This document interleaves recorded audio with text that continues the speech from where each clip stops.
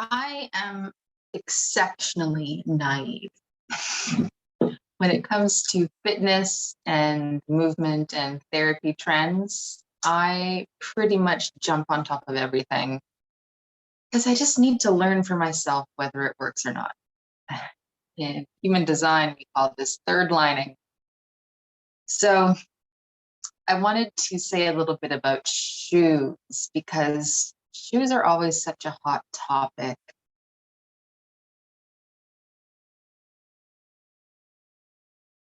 I was reading through some forums because I was doing some research into what people are actually talking about when they're looking for help for their bodies. And oh my God, it's heartbreaking when you read through these groups on social media where these folks have gathered together because of some kind of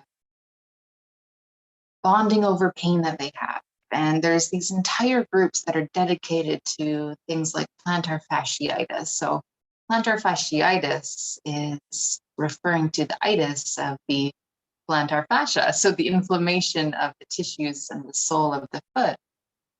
In Anatomy in Motion, we look at plantar fasciitis not as a label, but as a way of investigating, like, what are the biomechanics of the foot? Is that plantar fascia locked too long and stretched out, and that's one of the sources of the itis? Or is it stuck too short and isn't able to stretch? And that's the sensation of the itis.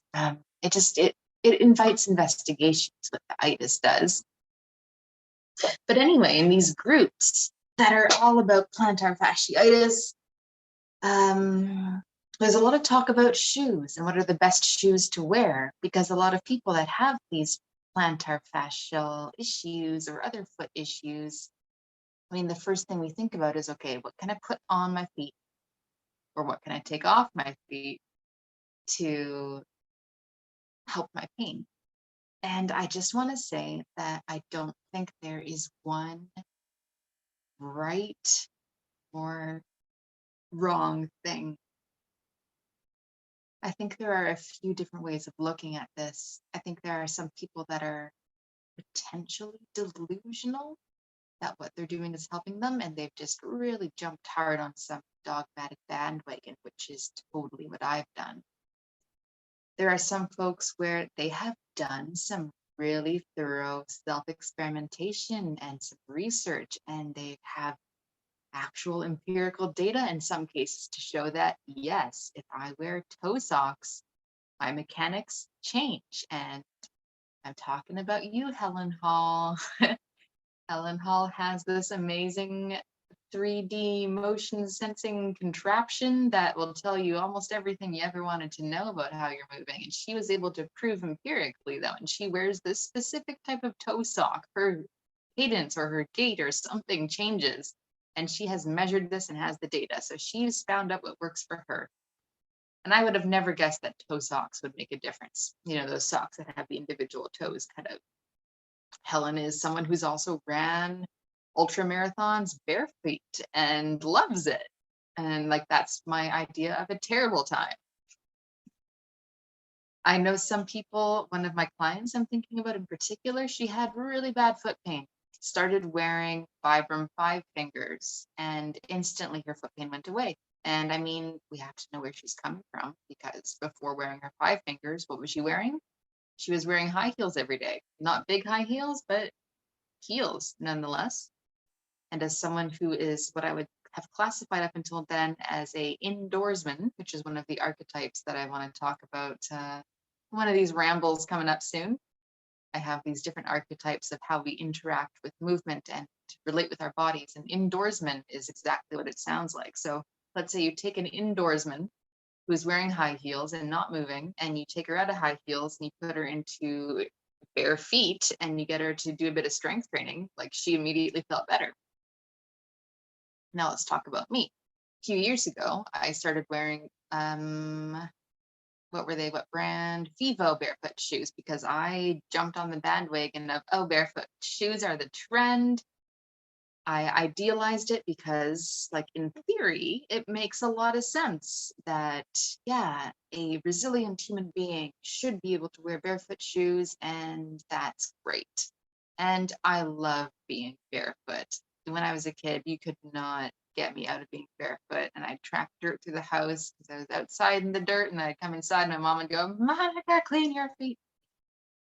So I have a rich history of walking around bare feet. So like for me, it's a no-brainer. Like, yeah, being barefoot's great. I got these Vivo barefoot shoes. And I got them because someone told me I should. So that's not a very good reason to get them. But anyway, consider this part of my experiment, my third lining experiment. So I liked them. I liked them a lot. However, my right leg could tolerate it. My left leg, after about 20 minutes of walking around in these barefoot shoes, my left leg, my symptoms would all come back up. And this was like 2 years ago. So the symptoms I was having 2 years ago was everything on my left side, my left hip, my left hamstring, my left foot got sore, which is kind of interesting because right now everything on my right side is causing me trouble.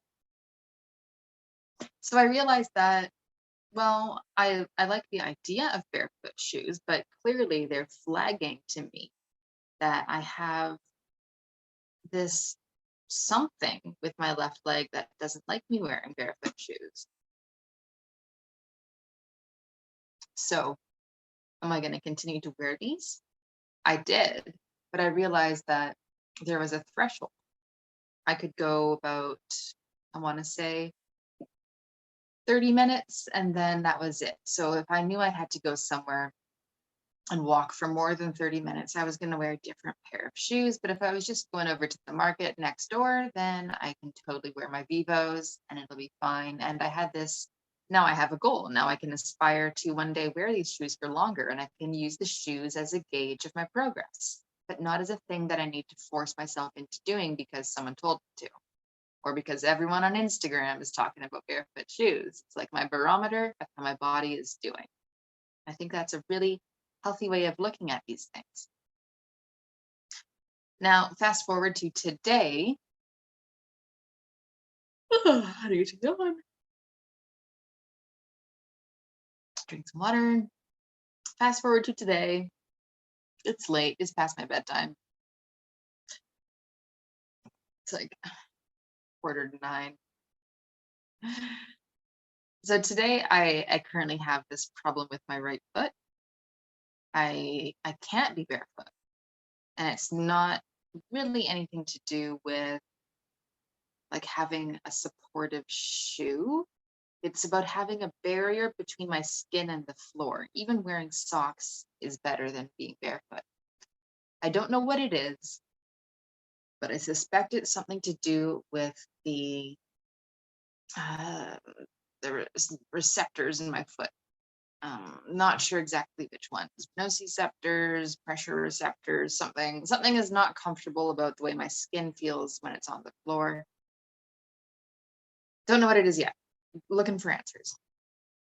So for me, as long as I'm wearing something, preferably something about that thick, then I feel better. I can actually get around. I can ambulate if I wear shoes.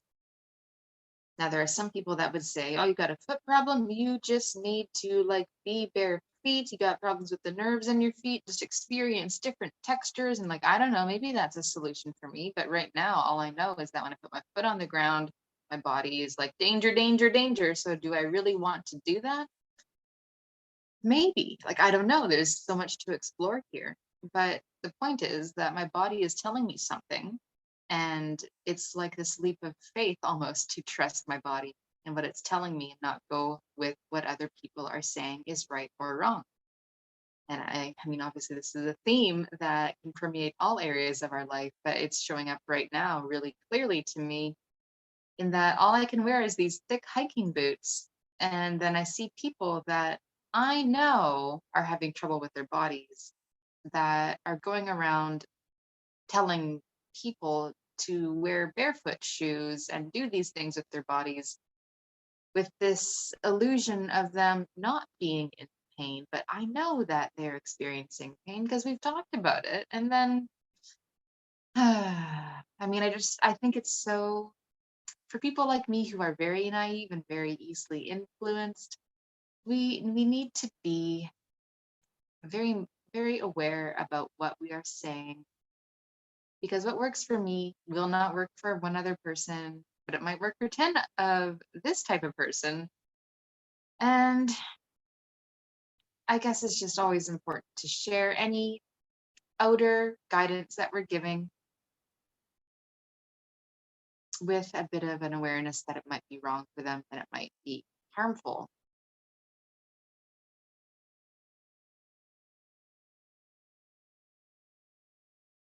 I think that's all I have to say about that for now. Again, I think that me being able to go barefoot is a good barometer of my well-being. And I do have a little bit of envy right now when I see people walking around barefoot in the grass. And I'm like, oh, I just want to do that. And then I try and I'm like, no, it's not for me yet. So it's an interesting time. Be mindful about what you are taking in, advice from other people, and know that if it's working for them, that's great. It might not work for you. If you're like me, you'll probably try it. Maybe try it 70% instead of trying it 110%, just in case it doesn't feel so good. But also know that a lot of folks who are telling you things about what you should do, and well, not telling you what you should do, but telling about the things that are working for them. We also don't know if they're working for them or if they are, it's a harsh word, but delusional. Like I was delusional about eating Brussels sprouts. Brussels sprouts are quote unquote healthy. I was delusional because I believed that Brussels sprouts are healthy because that's what mom said. That's what everyone on the internet says. But actually, I felt so much better when I stopped eating this quote unquote healthy food, because it doesn't work with my digestive system to eat that much cruciferous vegetable matter. So don't be like me. Don't be so naive. But if you are, know that you are, and know that that's what you're going to do. You're just going to try things, and you're going to learn a lot from it. Yeah, be you. Choose the shoes that work for you. I actually made I have a whole like 2-hour workshop on YouTube called "Are Your Shoes Working for You?" Or is it called "Are You Wearing the Right Shoes?" It's one of those things. It's on there. It's long. It's in my early days of being ultra rambly. I still am. But essentially, I take you through a framework, a systematic process of how to get a bit of data around whether your shoes are working for you by doing some movement assessments with your feet, with your whole body. Just, are these shoes working for your body? It's really simple. You might like to check it out. Anyway, that's all for now. Love your body.